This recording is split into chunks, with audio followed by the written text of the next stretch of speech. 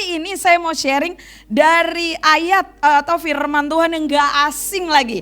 Mazmur 133 ayatnya 1-3 ya. Ini ayat udah gak asing ya, ayat mungkin sering banget dikotbahin saking seringnya sampai kadang-kadang kita lupa menyelidikinya ya. Kenapa? Karena ada lagunya ya. Lagunya gimana?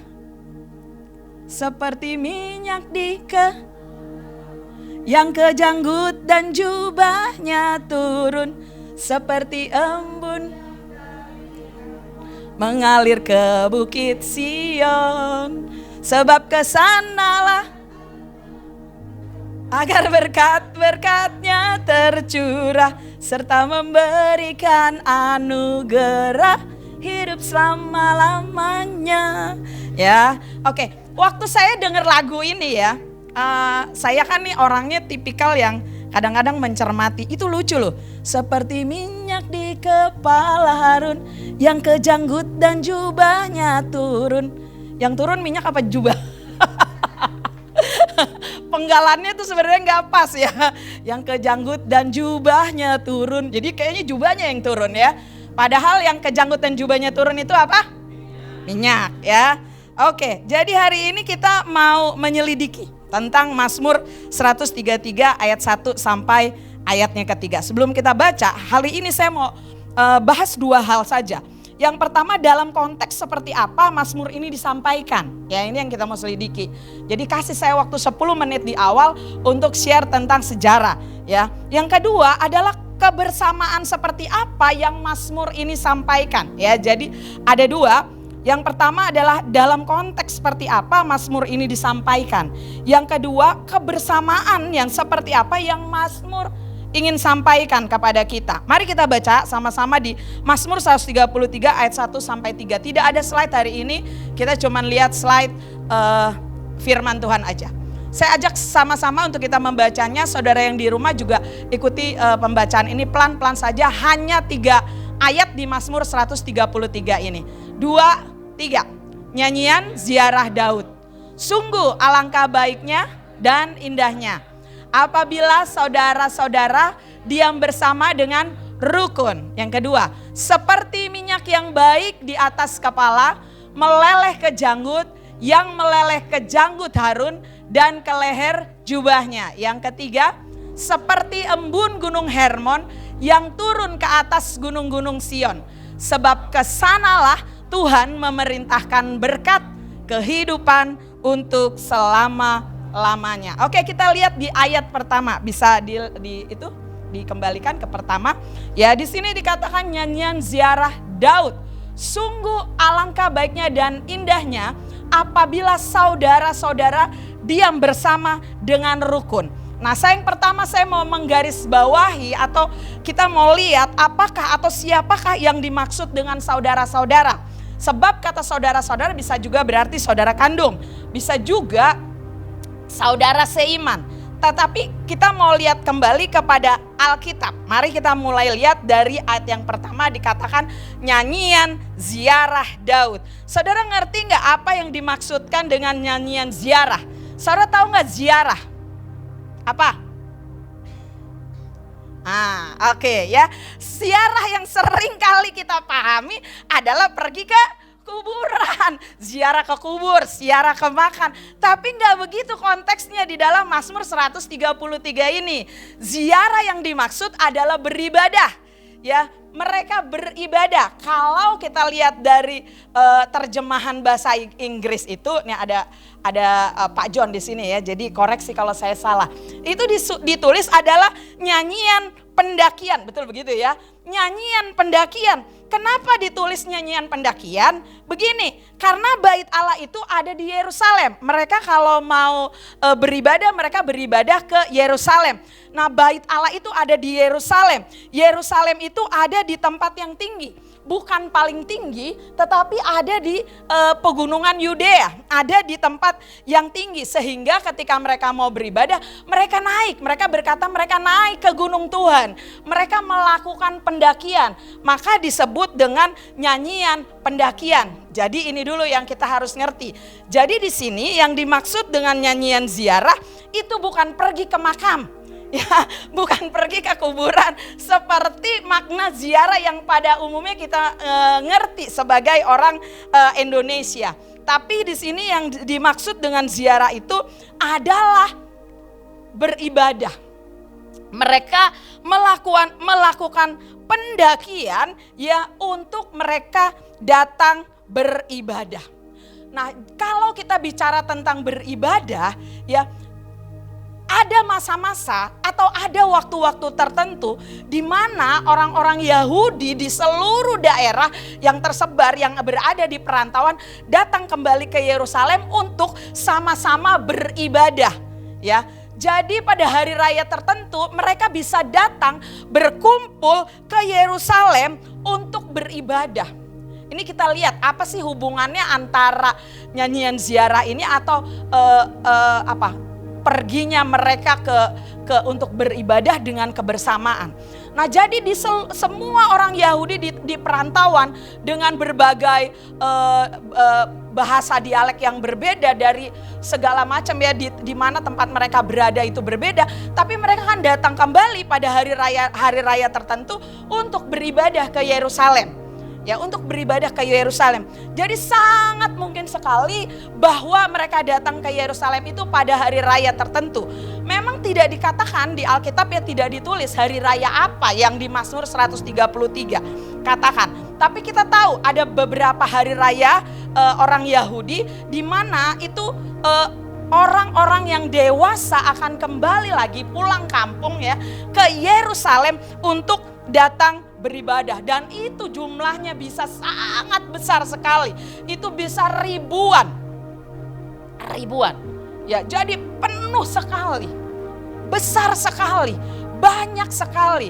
Ketika mereka beribadah bersama-sama, itulah sebabnya mereka merasakan ada sebuah kebersamaan, ada sebuah kerinduan yang sama untuk beribadah, untuk datang menghadap Tuhan. Nah, saudara, kita kenal ya saudara sepupu kita ya. Saudara sepupu kita itu mereka punya ada yang namanya mereka harus menunaikan ibadah ya tertentu yang harus membuat mereka pergi ke tempat tertentu. Nah, saya coba bertanya dengan beberapa orang, apa yang memberikan mereka kesan ketika mereka pulang dari tempat itu. Mereka bilangin hal yang paling berkesan adalah bahwa mereka dari berbagai macam bangsa itu bisa berkumpul di sana melakukan ibadah bersama-sama, dan itu memberikan kesan yang sangat mendalam buat mereka, dan itu membuat mereka begitu terharu, merasa punya kesatuan yang luar biasa. Kenapa? Karena tidak peduli mereka dari berbagai bangsa, negara, bahasa, tapi ketika mereka beribadah, mereka punya tujuan yang sama di dalam beribadah. Nah, itulah kalau kita bisa melihat gambaran itu juga yang dialami oleh orang-orang Yahudi pada saat itu ketika mereka datang ke Yerusalem untuk beribadah. Jadi erat sekali, ada hubungannya sekali antara mereka pergi ziarah atau mereka pergi beribadah ke rumah Tuhan dengan kebersamaan. Nah, saking banyaknya kalau saudara punya kesempatan atau dikasih anugerah untuk bisa pergi ke sana, ya saya pernah dikasih anugerah itu. Nah, jalan Yerusalem itu enggak besar. Jalan-jalan di Yerusalem itu enggak besar. Ya lebarnya mungkin sekitar berapa Pak John? 3-5 segitu ya, sekitar itu. 3-5 meter. Nah, jadi ketika mereka berkumpul itu pasti besar sekali. Sangat besar sekali, banyak sekali. Saudara ingat enggak waktu Petrus berkhotbah di Yerusalem? Di loteng Yerusalem, dia keluar dari loteng Yerusalem dan berkhotbah. Di situ dikatakan ada berapa orang yang bertobat? 3.000 orang. Kenapa? Karena itu pada hari raya Pentakosta. Ya, jadi orang-orang Yahudi lagi datang ke situ, lagi mau beribadah ke situ. Itu 3.000 orang yang bertobat. Yang gak bertobat pasti lebih. Ada lagi. Enggak semua orang bertobat pasti gitu. Yang datang 3.000 orang bertobat. Enggak. Itu lebih dari itu. Ya, jadi itu begitu penuh sekali. Nah, karena saking penuhnya, pasti ya kita pernah lah pergi ke tempat tertentu pada masa-masa high season. Pernah ya? Pernah ke Bandung? Oh, jangan ngomong kalau high season. Ya, padat, jalanan padat, susah, sulit sekali. Itu yang mereka alami. mungkin tempat penginapan juga penuh, di mana-mana penuh. Ya sehingga di dalam kebersamaan mereka, di dalam mereka pengen melakukan hal yang sama, beribadah bersama-sama, di situ juga ada ancaman kebersamaan. Kenapa? Karena saking banyaknya. Pasti orang pengen dulu-duluan, orang berdesak-desakan, orang jadi lupa diri. Dia lupa bahwa mereka mau beribadah, mereka pengen nomor satu mungkin. Mereka nggak pengen dapat yang terbaik, tempat yang terbaik dan sebagainya. Saya pernah datang ya ke KKR di GBK ya, di Gelanggang Bung Karno. Itu kan semua kita mau KKR ya. Artinya kita mau beribadah ya sama-sama ya. Tapi waktu masuk lupa diri loh bahwa kita tuh mau beribadah, desek-desekan, berebut-berebutan. Terus ketika ada orang yang taruh ini tasnya gitu ya di bangku kosong, kita marah banget. Itu, ini punya teman saya, ini punya teman saya, temannya masih di luar. Wah berebutan kan, wah semuanya di tag. Ini punya teman saya, ini punya ini. Dan kita marah. Gimana sih orangnya belum ada? Kadang-kadang kita lupa bahwa apa? Bahwa tujuan kita mau beribadah, ya. Jadi Mazmur ini dinyanyikan untuk mengingatkan kembali kepada mereka bahwa di dalam kebersamaan ada ancaman-ancaman kebersamaan yang bisa terjadi. Tetapi jangan sampai itu menjadi penghalang kepada tujuan utama mereka beribadah. Amin gak? Amin ya. Kita ini lagi membangun, benar ya? Karena membangun kadang-kadang kita ibadah di sini bisa penuh. Apalagi kalau lagi acara khusus. Ya, kemarin kita Pasca pakai di Citraland sempat penuh ya. Kita gemes kan kalau ada orang, itu masih ada tasnya, suruh pindah aja, suruh singkirin aja tasnya. Kita bisa terjebak, gimana sih? Akhirnya kita lupa pada tujuan. Ya, saudara, dalam pembangunan pasti ada banyak ketidaknyamanan, tapi selalu dibutuhkan yang namanya kebersamaan. Amin. Kita butuh bersama-sama. Tanpa bersama-sama ini pembangunan gak akan selesai. Ini bukan sekedar membangun sebuah gedung. Tapi kita mau membangun sebuah kebersamaan. Mau membangun bahwa ketika gedung ini selesai, di situ ada hangatnya kekeluargaan. Amin. Ada hangatnya kekeluargaan. Ada hangatnya kebersamaan. Jangan sampai kalau gedung ini udah selesai, gedungnya modern, fasilitasnya modern, semuanya lengkap. Orang bilang begini, mau gak ke situ, ke gereja itu, ke gedung gereja itu? Enggak mau. Kenapa? Ruangannya kan bagus. Iya, ruangannya bagus, dingin banget. Tapi orang-orangnya lebih dingin. Kacau katanya ya. Jangan sampai kita lebih dingin daripada ruangan. Amin. Coba bilang kiri kanannya, gua gak mau dingin. Ya. Jangan sampai orangnya lebih dingin daripada ruangan. Boleh ruangannya dingin, ruangannya AC, tapi jangan sampai hidup kita menjadi dingin. Amin ya. Dalam kebersamaan selalu ada ancaman-ancaman kebersamaan. Itu sebabnya Mazmur 133 ini disampaikan. Supaya mereka ingat, supaya mereka tahu bahwa ya kita harus sadar nih, ketika ancaman-ancaman kebersamaan itu datang, kita menjadi egois, kita sadar sebenarnya untuk apa sih? Untuk apa kita berkumpul bersama-sama? Yang kedua, sekarang saya mau masuk yang kedua, tentang isi dari Mazmur ini ya. Nah, Mazmur ini, Mazmur 133 ini bukan hanya berbicara tentang kebersamaan, tetapi kebersamaan dalam kesatuan atau together in unity. Kebersamaan dalam kesatuan. Ayat 1 ditulis dikatakan gini, bila, boleh ditampilin lagi ayat 1 tadi? Ya, apabila nyanyian ziarah Daud, sungguh alangkah baik dan indahnya apabila saudara-saudara diam bersama dengan rukun. Kalau saudara lahir dari keluarga yang hangat, yang rukun, bersama-sama bukanlah sesuatu yang sulit. Tapi kalau saudara berada di dalam keluarga yang tidak rukun, Pernahkah saudara merasakan bahwa kebersamaan adalah sesuatu yang menyiksa? Pengennya buru-buru keluar dari tempat itu. Ada ya? Ada gak yang begitu? Kalau gak ada berarti saya. Ya, kayak jadi ini bukan sekedar kebersamaan. Kita bisa bersama-sama. Tapi Alkitab bahasa Indonesia itu bagus banget ditulis dengan rukun. Dengan rukun, bukan sekedar bersama-sama. Tapi kebersamaan yang diinginkan adalah kebersamaan dalam kesatuan. Kita merasakan kehangatan.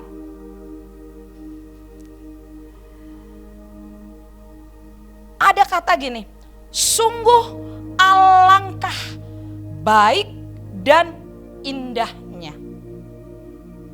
Kalau di bahasa Inggris pakai kata behold, ya, bukan sekedar lihat gitu, tapi itu ditekankan. Nah, bahasa Indonesia sungguh alangkah baik dan indahnya. Saudara, ini hal yang luar biasa yang saya temukan. Mazmur ziarah ini itu Mazmur 132 sama Mazmur 134 itu juga Mazmur ziarah. Ya, tapi di Mazmur 133 ini dikatakan sungguh alangkah baik dan indahnya. Baiknya benar, ya. Indahnya itu kurang pas kalau menurut saya terjemahannya, ya.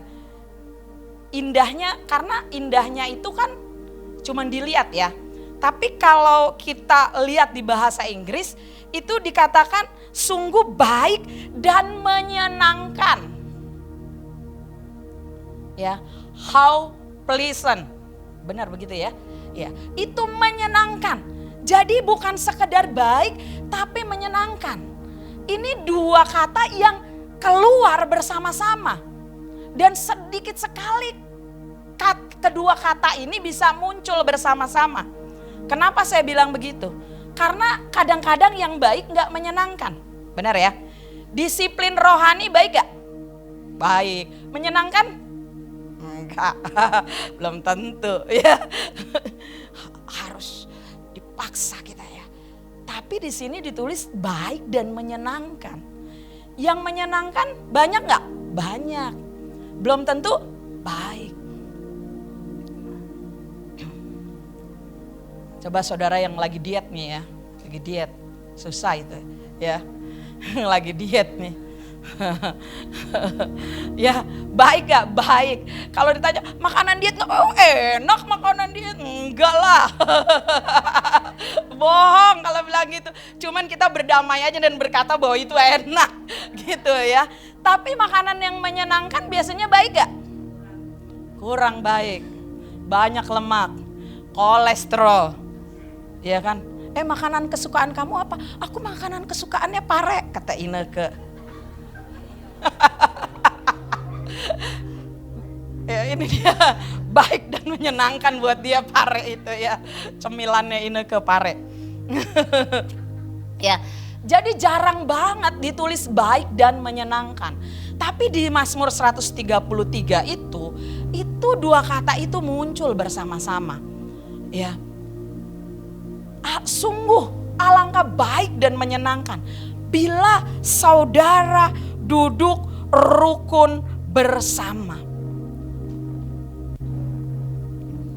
Jadi waktu kita bersama-sama itu bukan sekadar baik, tapi menyenangkan. Nah, untuk menyenangkannya ini kan perlu ada gambaran. Kenapa? Karena menyenangkan buat saya belum tentu menyenangkan buat saudara. Benar ya? Satu kali ada orang bilangin, makanan di situ enak loh, enak banget. Enak bener, enak banget. Yakin lu enak? Enak banget. Yang ngantri aja banyak. Pas kita datang ke sana, kita makan. Biasa aja. B aja kata anak muda gitu ya. B aja. Karena beda-beda, ya kan? Beda-beda. Maka di Mazmur 133 itu dikasih gambaran supaya kita tahu nih yang baik dan menyenangkannya seperti apa. Kita lihat lagi ayatnya. 2. Ayat yang kedua. Ya. Seperti minyak yang baik di atas kepala meleleh ke janggut yang meleleh ke janggut Harun dan ke leher jubahnya. Gambaran yang pertama tentang baik dan menyenangkan itu dikatakan ini seperti minyak yang baik di atas kepala meleleh ke janggut, yang meleleh ke janggut Harun dan ke leher jubahnya. Seperti minyak yang baik. Apa ini minyak yang di sini ditulis? Apakah minyak goreng? Minyak rem? Ya, minyak apa? Ya, jadi di sini yang dikatakan minyak seperti minyak yang baik itu adalah parfum. Minyak wangi. Dulu kalau orang dulu bilangnya minyak wangi. Ya, parfum. Kita harus masuk ke konteks zaman mereka, ya, dan budaya mereka. Kalau kita pakai parfum setiap hari, benar ya? Kita pakai parfum setiap hari. Saya tipikal yang pakai parfum setiap hari. Ya, bukan saya BB ya, bukan ya. Justru saya takut kalau saya nggak pakai parfum, saya jadi sombong gitu loh ya. Enggak, bercanda. Enggak, tapi artinya gini ya. Zaman itu mereka itu pakai parfum, pakai minyak itu nggak setiap hari. Tapi mereka kan pakai parfum hanya pada acara-acara tertentu saja. Acara-acara pesta. Jadi ketika mereka berkata tentang minyak, mereka berbicara tentang sesuatu yang sukacita, sesuatu yang menyenangkan, sesuatu yang membuat mereka ceria, sesuatu yang membuat mereka bersukacita. Ya, dan di sini dikatakan seperti minyak yang baik. Saudara tahu bedanya parfum yang baik sama parfum yang kurang baik? Ya pasti ya. Katanya gini, katanya ya ini. Katanya kalau parfum baik gini, kalau kita lewat di gini. Ini gak bau nih, pas lewat set gitu ya. Langsung, wah bau aduh enak banget nih baunya gitu ya. Tapi katanya kalau kita udah 2 meter udah kecium, itu kurang baik justru. Ya terlalu menyengat gitu. Tapi kalau orangnya belum muncul, wanginya udah ada, itu bukan parfum, pewangi ruangan. Ya, di sini dikatakan minyak yang baik di kepala Harun. Kalau saya lagi menyelidiki ya, apa sih minyak yang baik itu ditulis apa di situ? Minyak yang baik itu ditulis precious, sesuatu minyak yang precious oil gitu ya. Minyak yang berharga. Kenapa berharga? Karena ini minyak yang khusus yang diberikan ketika pentahbisan imam-imam. Pentahbisan Harun. Dan kalau mereka pentahbisan, mereka kasih minyak itu bukan cuman dicipratin. Apalagi kayak kita cuman ditetesin gitu terus kasih di sini ya. Bukan, tapi mereka tuang itu. Minyak itu mereka tuang, makanya di situ dikatakan minyak itu sampai meleleh ke janggutnya, ke leher jubahnya dan ke jubahnya. Jadi ditumpahkan sehingga ruangan itu akan menjadi sangat wangi. Itu mereka begitu, budaya mereka seperti itu. Dan gini, apa yang menjadikan minyak ini berharga? Minyak yang dituangkan ke atas kepala Harun atau pentahbisan imam-imam itu komposisinya tertentu. Enggak boleh diduplikat. Cuman hanya boleh dibuat untuk itu. Ada aturannya berapanya komposisinya dibuat sedemikian rupa. Jadi kalau ada orang yang buat minyak itu di luar kebutuhan itu, untuk kebutuhan yang lain, orang itu harus dilenyapkan. Jadi itu minyak yang spesial, yang hanya dituang, diberikan pada saat tertentu, pada pentahbisan imam-imam. Jadi memang ini bukan hal yang biasa aja. Jadi untuk menggambarkan sungguh alangkah baik dan indahnya, itu Alkitab ya, pemazmur menggunakan sebuah gambaran yang buat orang-orang pada saat itu jelas. Baiknya kayak apa, indahnya kayak apa, menyenangkannya kayak apa, itu jelas. Diberikan ke pada orang-orang tertentu. Itulah gambaran tentang baik dan menyenangkan ketika saudara duduk rukun bersama. Sesuatu yang berharga. Memang ini sesuatu yang berharga. Kenapa? Karena langka. Kita bisa bersama-sama dengan rukun hari-hari ini itu langka. Ada banyak ancaman kebersamaan. Kadang-kadang persoalan kecil, masalah sepele bisa menjadi sebuah persoalan yang besar yang akhirnya menghancurkan kebersamaan. Yang berikutnya, ayatnya yang ketiga, yang terakhir. Bisa dilihat seperti embun gunung Hermon yang turun ke atas gunung-gunung Sion. Sebab kesanalah Tuhan memerintahkan berkat kehidupan untuk selama-lamanya. Gambaran yang kedua tentang baik dan menyenangkan adalah seperti embun gunung Hermon yang turun ke atas gunung-gunung Sion. Apa yang dimaksud dengan seperti embun gunung Hermon?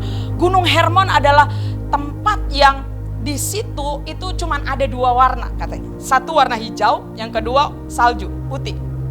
Ya. Kenapa itu tempat yang sejuk ya, tempat yang luar biasa indahnya, tempat yang sejuk yang punya ketebalan awan itu tebal lah gitu ya. Sehingga cukup mengandung air ya yang banyak sekali di Gunung Hermon itu, sehingga ketika saljunya ini mencair itu akan mengairi Sungai Yordan. Dan di Sungai Yordan itu di kiri kanannya itu banyak bangsa-bangsa yang tinggal di situ, termasuk juga Israel, dan memberikan kehidupan.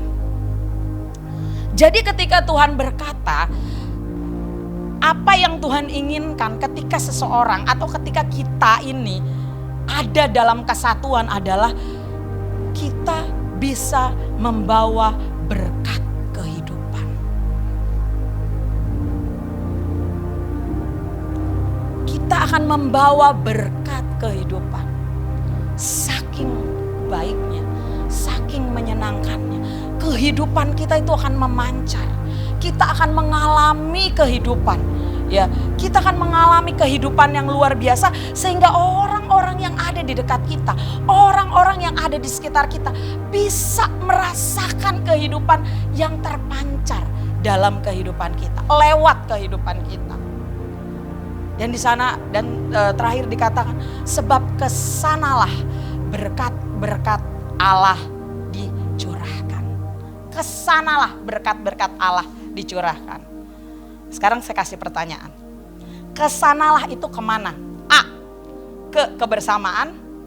B. Ke pertemuan dengan Tuhan. C. Enggak tahu. Kebersamaan. Saya juga berpikir hal yang sama awalnya. Tapi waktu saya belajar ini, waktu saya selidiki ini, ternyata yang kemana? Kesana itu kemana? Itu bukan ke kebersamaan. Kebersamaan penting, together penting, tapi ada yang lebih penting, yaitu pertemuan dengan Tuhan. Kemana? Kesana itu kemana? Ke Sion. Sebab kesanalah berkat-berkat dicurahkan. Kemana? Ke Sion. Di Sion itu mereka beribadah. Di Sion itu mereka bertemu dengan Tuhan. Di Sion itu mereka mengalami perjumpaan dengan Tuhan. Di Sion itu mereka mendengarkan pesan Tuhan. Saudara, kebersamaan penting. Tapi kebersamaan, jalan-jalan, makan-makan, sesuatu yang menyenangkan, hahaha, gak ada artinya sama sekali tanpa pertemuan dengan Tuhan. Apa yang dirindukan dari kebersamaan cuma satu. Supaya kita mengalami pertumbuhan. Amin. Kita mengalami perubahan. Jadi kalau komunitas saudara, saya mau pesan dari hati saya yang paling dalam. Kalau kebersamaan hanya untuk menyenangkan daging, tidak ada gunanya. Sekali lagi, ini mungkin hal yang gak enak buat saudara-saudara yang di rumah. kalau kebersamaan hanya bukan nggak boleh ya, tapi hanya untuk menyenangkan daging, itu tidak ada artinya. Sebab tujuan dari kebersamaan, tujuan dari together adalah supaya semua kita mengalami pertumbuhan, supaya semua kita mengalami perjumpaan ilahi dengan Tuhan. Karena kesanalah berkat-berkat kehidupan akan dicurahkan. Amin. Jadi malam hari ini, mari kita sadari bahwa kebersamaan kita bukan sekedar duduk bersama-sama, bukan sekedar kumpul bersama-sama.